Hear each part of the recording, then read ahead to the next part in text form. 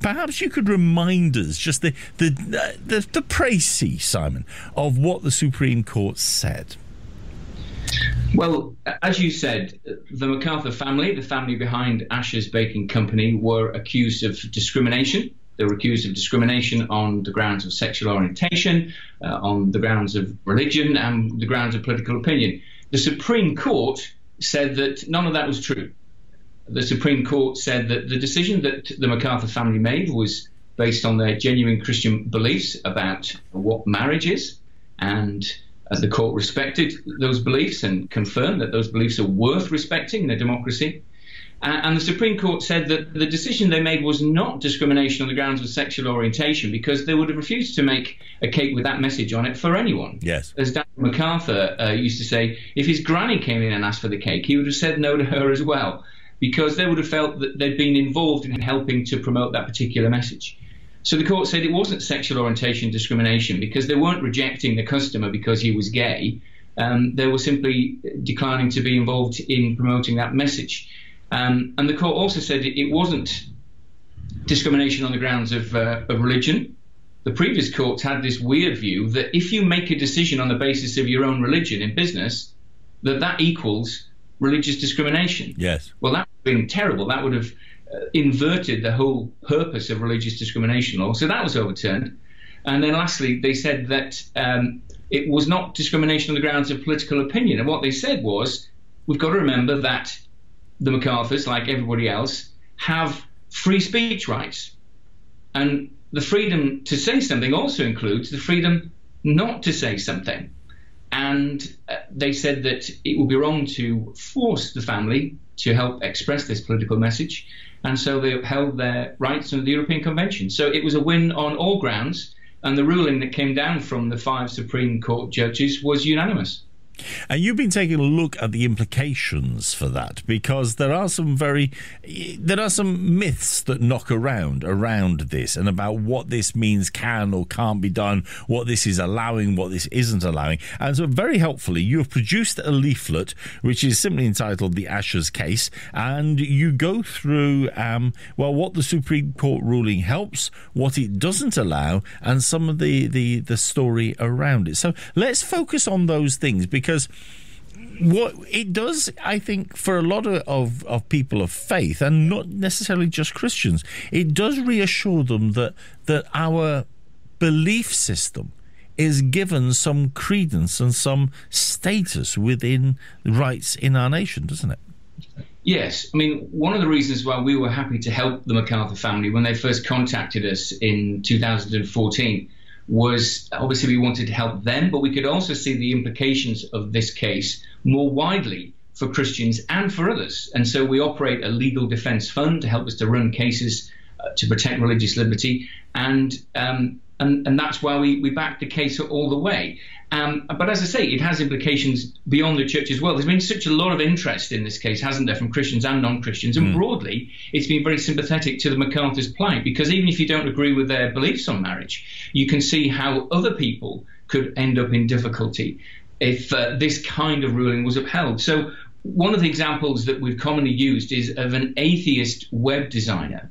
And let's imagine that she's asked to help design, to create a website promoting the belief that God made the world in 6 days. Now, should she be forced to help promote that belief? Well, the answer is no, she shouldn't. And so the ruling in this case would help her as well as helping the MacArthurs. And I think as Christians, of course, we see this in Scripture, that, of course, religious belief is a matter of the heart. Yes. And that we're not to try to compel people to pretend that they believe what we believe. We want to persuade people, but we don't want to compel them. And it is also the case that this decision does mean that discrimination against the person still is against the law. It is still illegal. If a baker, to quote your example, if a baker refuses to sell an off-the-shelf cake to a Christian telling him, I don't serve religious fanatics, that's illegal, because that's not about the conveying of a political or ideological message. Yes, exactly. And again, as Christians, because we love people and we see the dignity that all people have because they're made in the image of God, we believe that they should be treated with respect and spoken to with respect. Now, we will disagree with people about beliefs. We will disagree with people about lifestyle decisions, but we still treat those people with respect. And so if, as you say, the example that we gave is somebody refusing someone business and because they don't like them because of what they believe. Now, that was never what this case was about.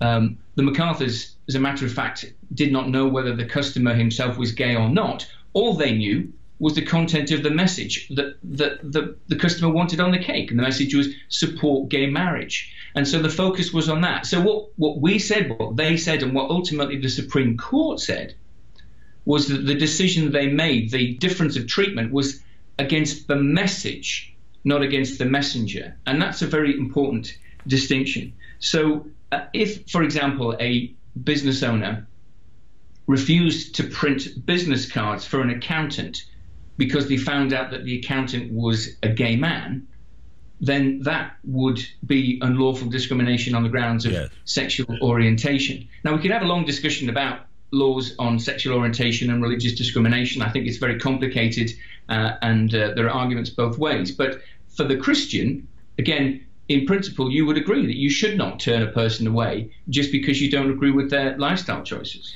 By the same measure, there have been situations, and I know you guys have been active in supporting people who have faced situations where expectations have been put on them by their employer or whatever. And one of the examples you give, a public sector employee is ordered to wear a rainbow lanyard to celebrate gay pride.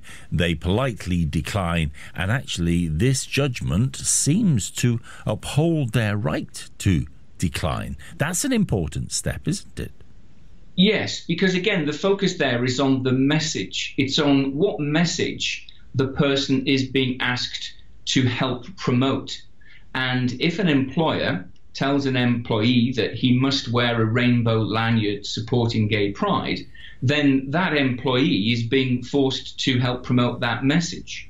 And so we say that in a case like that, if an employee politely declined, explained his reasons of good conscience, why he could not wear that rainbow lanyard, if the employer still tried to force him, we say that that employee would have a good claim potentially for employment discrimination. And certainly they would want to cite the ruling in the Ashes case in any legal action that they might bring. But as I say, the focus is on speech, it's on words, it's on messages, it's on ideas. It's not about rejecting people, it's about not being forced to help promote ideas.